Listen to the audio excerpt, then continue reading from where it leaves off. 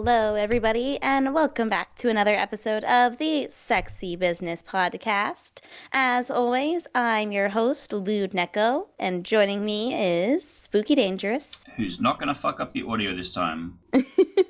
And this is our second time talking about the Steam Next Fest. It's a little bit late, but the Steam Next Fest happened a few weeks ago, and a ton of demos went up on Steam, including quite a few that were of the lewd variety. There was actually almost, I think, 100 or so lewd demos, and we are going to be talking about 6 of them today, some of the highlights of things that we found and I had a lot of fun with.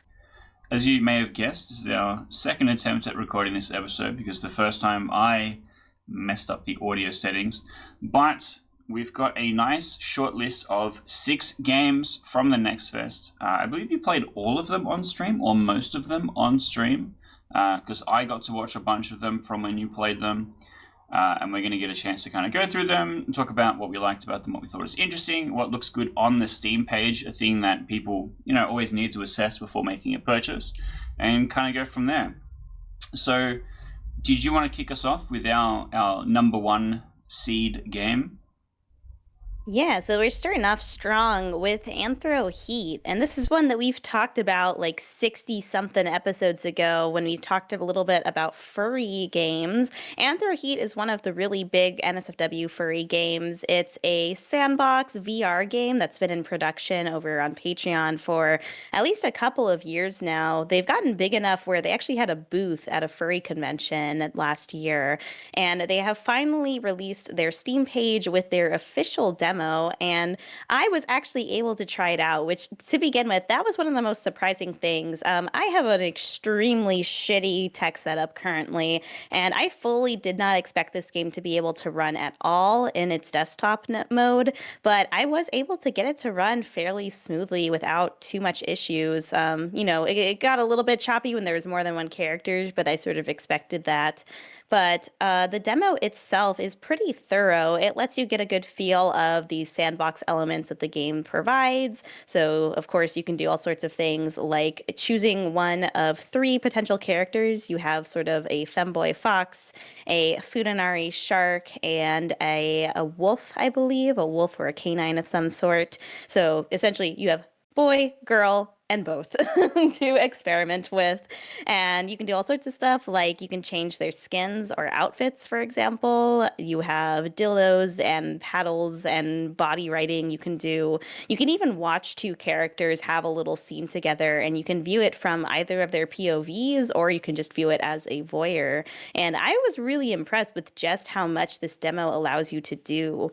NSFW demos oftentimes hide a lot of the lewd content because, of course, that's what's going to get someone to click and make the actual purchase. But this one really kind of hooks, lines, and sinkers you. The biggest thing it doesn't allow is all of its other characters. So it has a ton of other species that are available in the full game, such as horses and protogens or robots, other variants of some of the characters, snow leopards, things like that.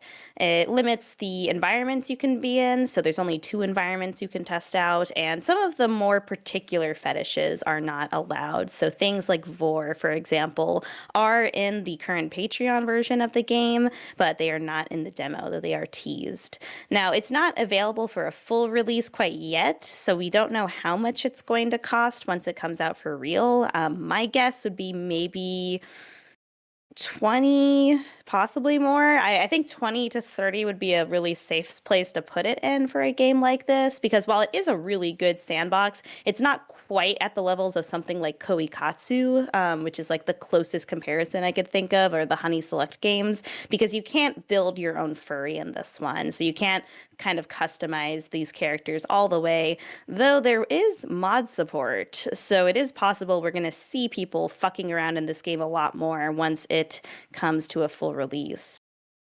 Yeah, that's something that I'm looking forward to. One of the things that and you kind of did touch on it there, would have as a wish list for this game is to either be able to have a character creator natively built in, or the ability to import Blender assets of whatever character you're playing with. which isn't an impossible thing for them to do. And because of the Patreon model, if enough people request it, it is something that they could potentially want to spend time focusing on.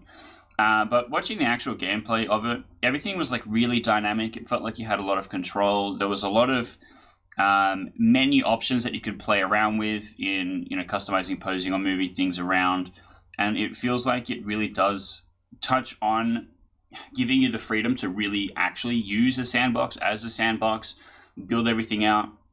A lot of the games that act like they are a sandbox game kind of skew more towards like the classic Newgrounds games, where it's just like you're clicking through the 5 different options of sex positions, and then you can like maybe change the outfits or whatever. And this felt like it really wanted you to use a VR headset. So if you are a VR headset owner, this is definitely going to be a more immersive experience in that way. But even without it, it was still pretty impressive with what could get going on. And I'm curious to see how different the demo is versus the full version. And then beyond that, if they do have any more cool stuff that they add to it from there. Because it does feel like it's easy to expand on, as it is a sandbox. They can add new modes or new physics things, or add new fetishes and interests, and just add more characters, even if people aren't adding their own. So I am excited to see how Anthro Heat does develop, because it possibly is our number one coming out of Steam Next Fest, and it has been very successful on Patreon for some time. So we're definitely expecting big things at the least.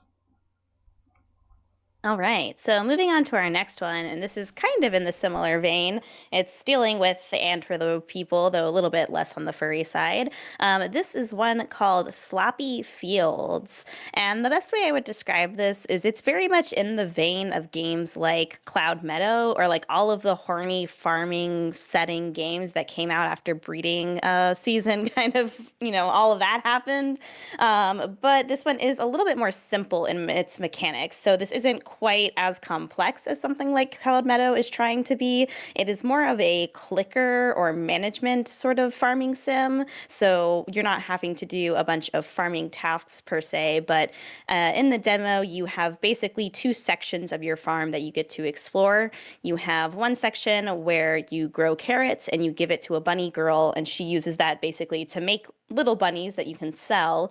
And then you have another section that has a wolf girl, and you give her wolf pups, I think like cranberries or something like that, because I guess they like berries.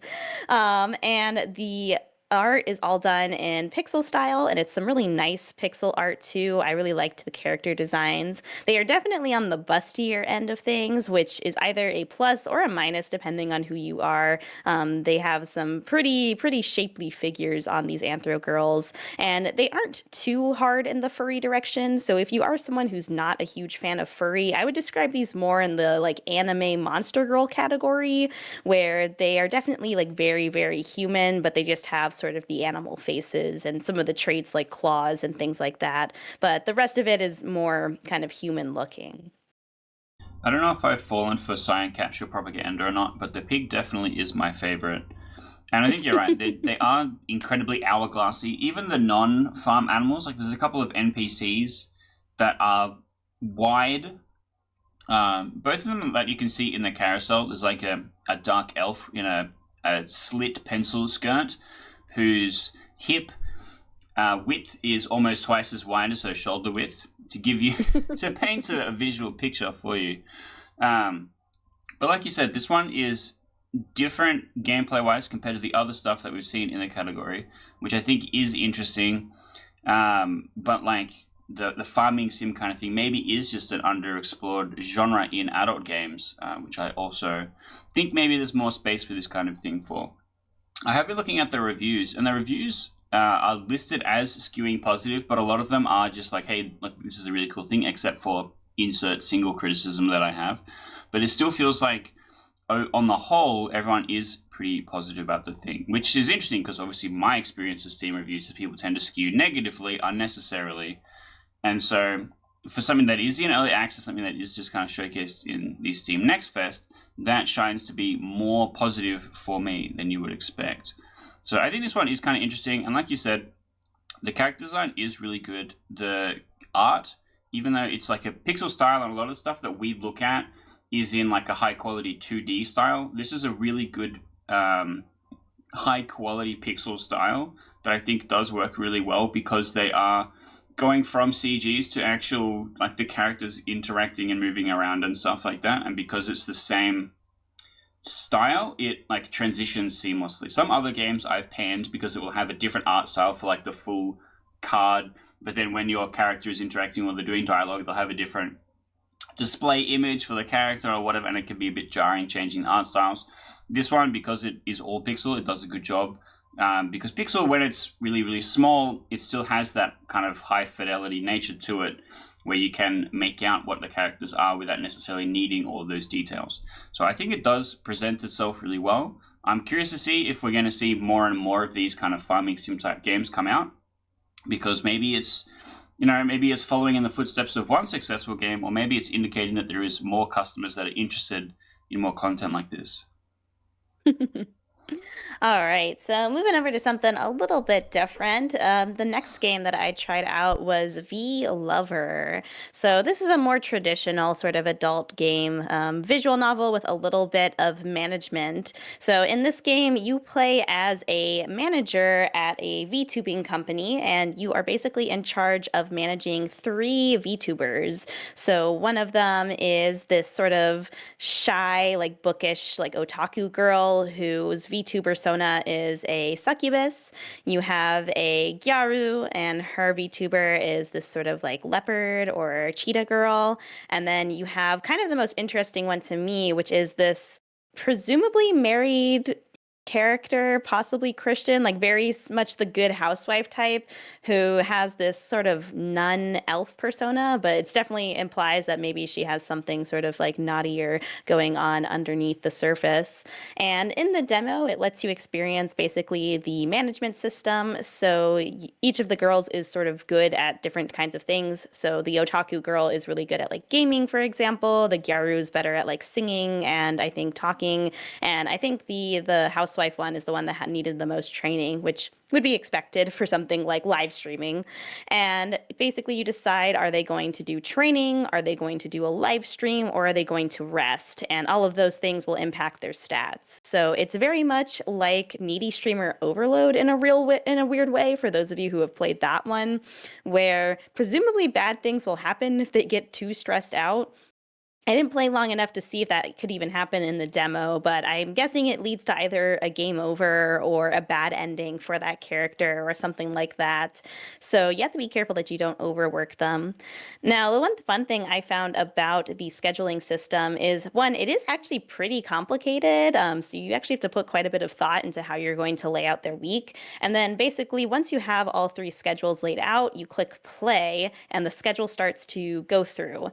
And as each part of the day goes by, you have the option of basically interacting with the girl and playing a mini game that can give her a little boost. So, for example, for one of them, when a girl was training, I think her singing abilities or something like that, I clicked the mini game and I had to do a little rhythm game to give her a little boost on that stat. Or if you watch them while they're live streaming, like they're having a just chatting stream and you start watching it, they might get a weird question from the chat. So, for example, the otaku girl got a question that was like, how are you able to be so good at Fortnite? You're hacking it, you're cheating, or something like that. And then she emergency texts you, her manager, and you have basically two options of how should you respond to this. So presumably, there's a sort of a good or a bad option there. And then the most interesting thing I think about this one is the fact that you get to see both their real personas, so who they actually are, and then their VTuber personas, so the VTuber designs. And the VTuber designs were really well done. They very much look like actual VTuber designs. I would expect fully to see these things online. Maybe not on Twitch. None of their outfits are Twitch legal, actually. But these are very much in the sort of vein of what's to be expected from VTubers. It even seems like they might have just used like Live 2D software and just like basically did a stream setup and then integrated it into the game. Because if you take a screenshot of some of the fake streams they have in game, it basically just looks like a Twitch VTuber stream. And I was really impressed with that. Yeah, it does look really well put together. My main glaze, let's say, is actually the character design. I think the character design is kind of everything here. and having that interesting split between who the real person is and who their VTuber is. It's almost like superhero media. We have the Clark Kent and the Superman. They're both handsome, but because their personalities are so different, you get an interesting way of interacting with both halves of this person. For example, the succubus girl, who I'm just now noticing, has two sets of horns that form the shape of love hearts on either side of her head, and that is very cute. It says gloomy, socially anxious type, and how she would be talking to a person is going to be very different from how the sexy and outspoken VTuber succubus is going to be interacting with people. So seeing how the two different parts of them are going to be interacting, I think is going to be very interesting. And I do think that the character design really leans into this. They're like, what is a VTuber going to be like on their off day? Okay, well, let's design a person around that. Like, oh, are they going to be exhausted because they put all their energy into being an extrovert while they're doing this thing, and therefore they're going to be much more introverted? Or are they a VTuber because they don't go and interact, or they have the anxiety and they, don't want to be perceived as an actual person while doing stuff? And I think the way that the characters have been designed work well with kind of exploring that space. They definitely all skew on the big boober side, with the smallest cup size being F for fairly huge. And having a look through the different stuff just on the Steam page, it does actually show a lot. Like, the Steam page is really well constructed. You see a slice of what the mini games look like. You get to see a slice of what kind of stream layouts the management looks like. You get to see 3 of the sex scene animations to get an idea of what the animation looks like. And it does look like it is kind of that same kind of live 2D style. So, like, the actual animations of the sex scenes aren't so different from how the VTuber characters would interact. But you get to see scenes with, and I'm assuming both the streamer and the VTuber, right? Yeah, it looks like I think you can get cosplays for them. There was definitely an outfit system, so there's different outfits that each of the girls can wear, and they all have, it seems like, a cosplay of their VTuber that you'll get to interact with in some lewd scenes. Yeah, okay. Because in the 3 examples they've got, it looks like one of them who's wearing nothing, so it's a bit harder to tell. One of them, which is definitely the succubus character, and then the other one is just the Gyaru. So I think it does give you some play with what they're going to be wearing, what they're going to be doing, which does look really interesting. I do think that the other 2 characters that I haven't, really touched on as much, the Gyaru one, in the same way, does do a good job of being almost furry, like the, on the scale where it's like number 5 is full body fur and stuff like that. This is She's the like a like she 1. just has she just kind of has the leopard ears or whatever, and they do floppy and twitchy and stuff like that. Like Miyabi from Zenless Zone Zero, it's not too far along that it would be weird if you're not into furry stuff. But I think that the character design is very good. And same for the housewife one. She's similar to the succubus, where the VTuber character is very different from what you would assume that her regular character is like, but rather than being an opposite, it's more like a naughty librarian trope where they're supposed to look reserved and, less horny on the outside, and then underneath there's like a crazy sexy character underneath. And so I think that the character design concepts underpinning everything are done very, very well, so that will communicate a strong game from that, because that's who you're going to be interacting with. All right. So next up, we are going to be moving on to the game Dreams of Amelia. So this is another sort of sandbox game, though this one is not VR, just a desktop game.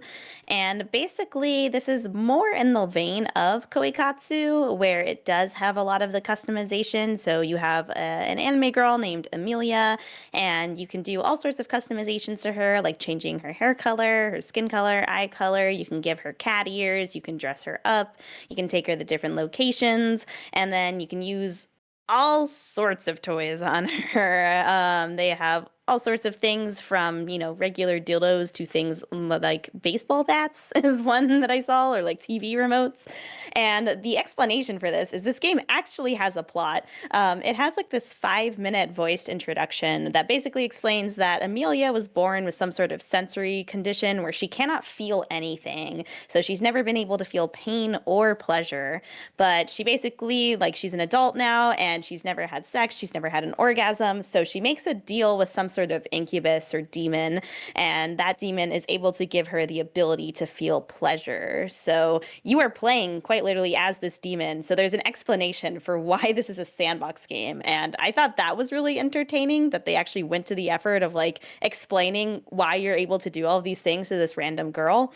And, it also helps if you are someone who is not a big fan of like non-con or unwillingness or things like that. Amelia is extremely willing. Like that's one thing that the store page, the game itself really emphasizes is that she is 100% into this. She's consenting to all of this and she's not in pain or suffering because of anything you do. Because of the fact that she can basically only feel pleasure, even if you're literally putting a baseball bat in her cooch, then it's all fine. So you can experiment and have fun with her and not feel icky about it. You also forgot to mention that she has a cat ears option. Hell yeah, representation once again. But just even looking from the carousel, it has a lot of really well put screenshots of the different action happening. There's a lot of different toys. The character model seems to be very clean, and it looks like you have access to a lot of different camera angles, which means that it is going to do a pretty good job of that kind of sandbox experience, even if you are only interacting with the one character. If you find her attractive, then it's going to work out well for you. Yeah, and then for the demo itself, well, the demo was pretty limited. There's only a handful of things that you can interact with. The rest of the stuff is all locked off, but it does just kind of give you a pretty good sense of, do you like this character? Do you like her overall design? Or would you be okay with this? Because while you can change her a little bit, you can't make like radical changes to her. I don't think there are hairstyles yet, though it's very possible it's just going to be an update at some point. You can change things like the boobs and butts and thighs, I believe, have been added Yeah, as yeah, it's sliders got in a a recent slider. update. So you have some sort of options. It's not going to be as complicated as something like Koikatsu, but the demo gives you just enough to be able to figure out if you're going to enjoy this. And then basically you're purchasing it so that you can get all of the editables and all of the different maps and angles and positions and things that you can do. One of the other interesting things I wanted to add is that even though it has been in demo for a while, no user reviews have been posted. So it could be possible that it just didn't hit the Steam algorithm really hard, but it might also just mean that this is a hidden gem that not enough people have come and experience. Because no reviews doesn't tell us anything. A lot of negative reviews means the game is bad. A lot of positive reviews means people played the game. But nothing means that maybe it just hasn't been appreciated yet, and it's going to be coming soon to early access. Maybe this is definitely one to come and have a look at. All right. So moving on to our next one, and this one is a bit of maybe an outlier or a strange one, is Days with My Lonely Teacher, which has two names. It has a different name on the Steam page and the executable. But as far as the Steam page goes, you can find it by looking for Days with My Lonely Teacher.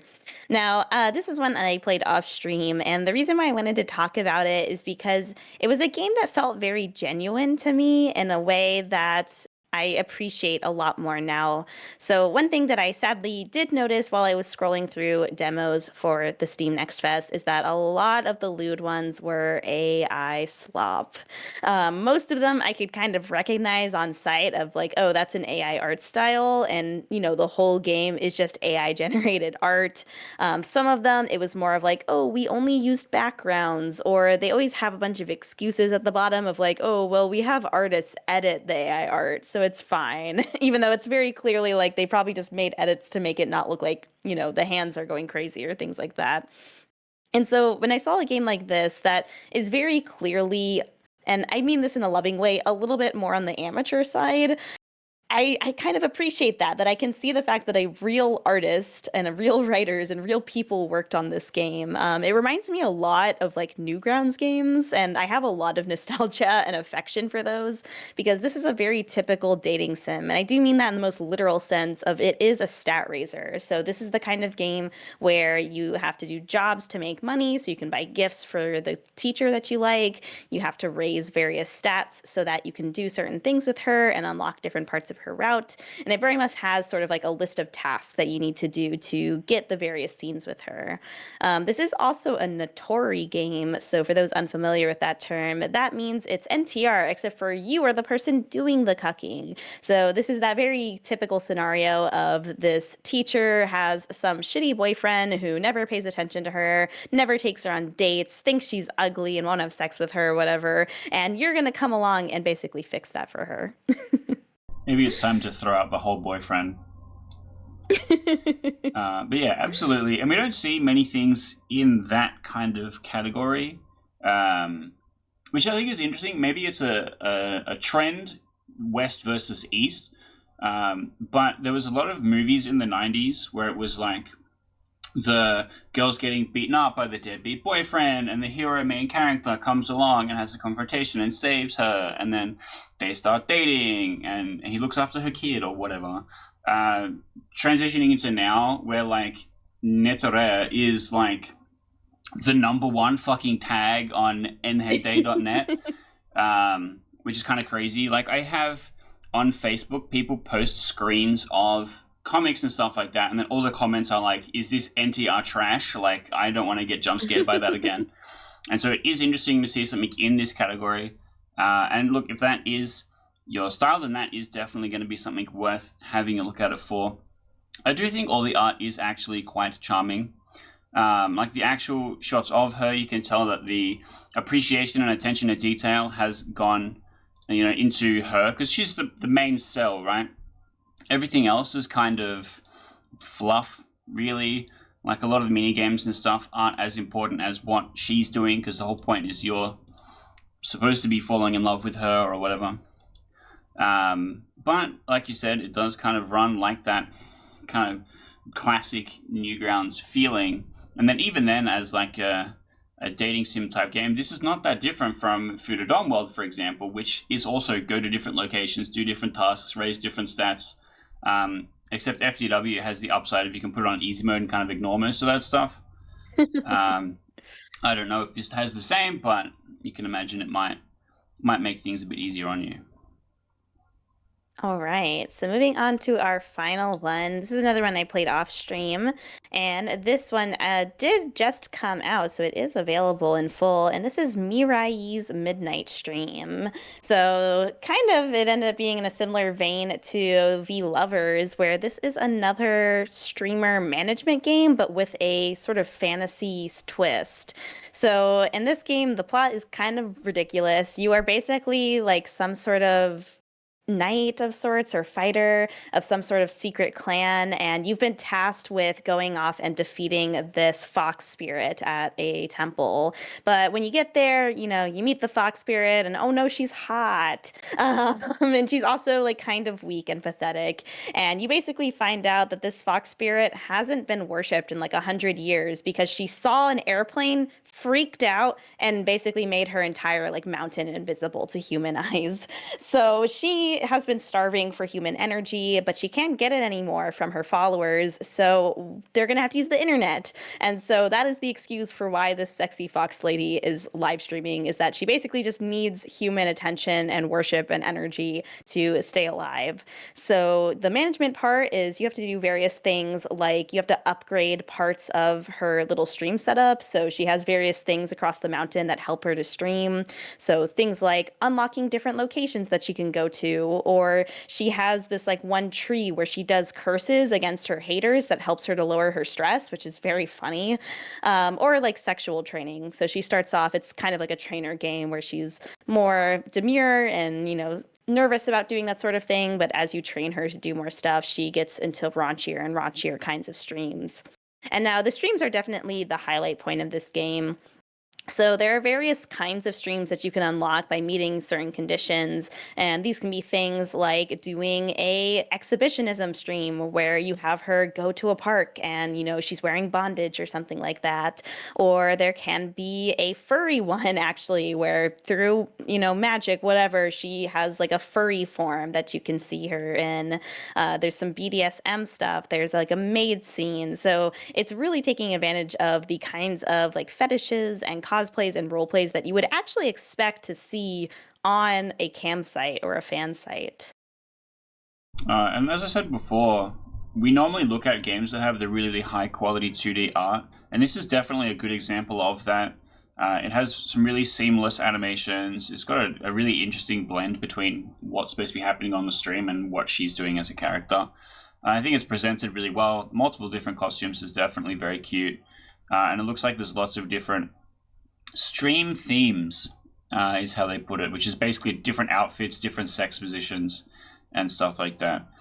I think it is really, really played really well. Like, there's actually a large selection of outfits, 15 according to the Steam page, and a lot of character gallery content with apparently over 700 variations.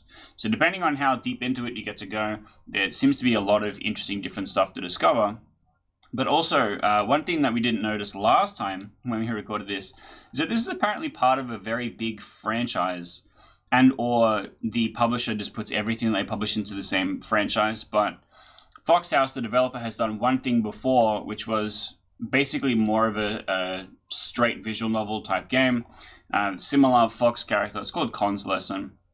And then the publisher has a whole bunch of other stuff that feels like it's in the same kind of arena, which tells me that either the publisher, who had nothing to do with the development of it, has a good eye for this exact specific type of product and has put it all together with it because it works really well with the other stuff they have in their catalog, or the developer has gotten very good at making this specific type of thing. So I think that this is like an easy, a surefire bet if you find the character attractive. And I feel like that's always going to happen with anything that we ever kind of look at like this. Go, if you think the character is hot, you will probably enjoy beating your shit looking at them.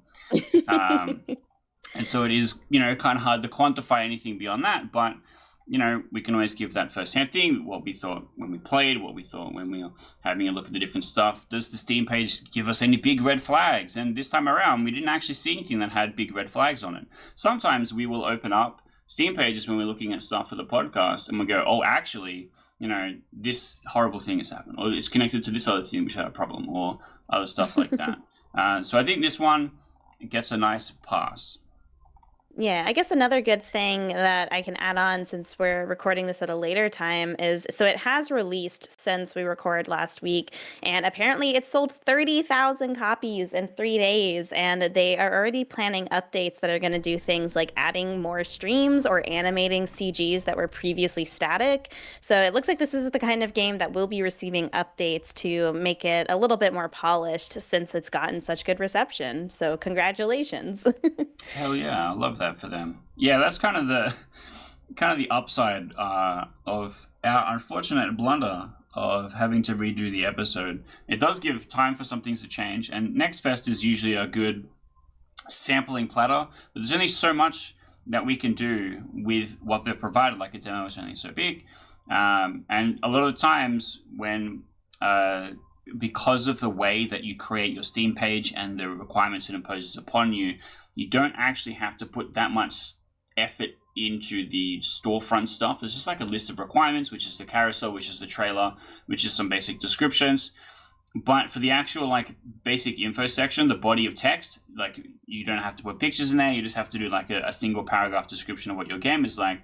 To be able to go through these and see them, see animations from the game included, see screenshots of the mini games, full character breakdowns with stats and stuff like that, really helps us get an idea for what is going to be in these games and gives us the ability to help communicate that to you. So maybe part of the advice is when you are looking for the next thing that you want to play and you're checking it out on Steam, have a read through the entire page, click that read more thing, have a scroll through there, check out a lot of the stuff. A lot of these games had multiple languages and stuff in there as well, so you can always be looking at what kind of other different options and things it looks like they have put together for that.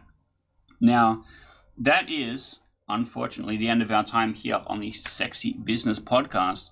where we like to come and talk about what's going on with horny games, because there's a lot of them. And the way that Steam is going, we're going to get more and more, because Steam has become a really good platform supporting this kind of industry, because it's really hard to say that there's any AAA horny games, right?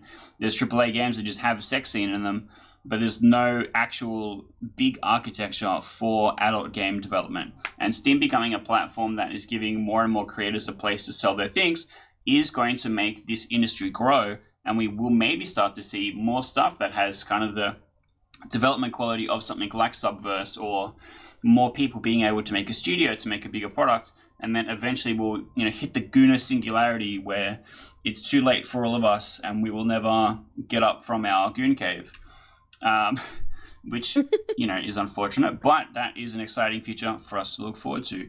And what else is exciting that is coming up in the future is our next episode is going to be covering the hot game that just released, Date Everything, which Neko played on stream recently, and we're very excited to get in and talk about it. So make sure you stick around, click that like button, click that subscribe button, ring the bell so that you're notified when the episode comes out, so that you can come and watch it, and you can comment and be like, oh, my favorite character is the butt plug character, because and then give us the reasons, because we would love to know. And if you have actually played any of the games that we mentioned, or we missed any of your favorites from the Steam Next Fest, tell us about that as well, because we're always looking for cool new stuff, and we have a lot of cool new stuff planned for upcoming episodes. So stick around and see what happens next on the Sexy Business Podcast. Bye-bye.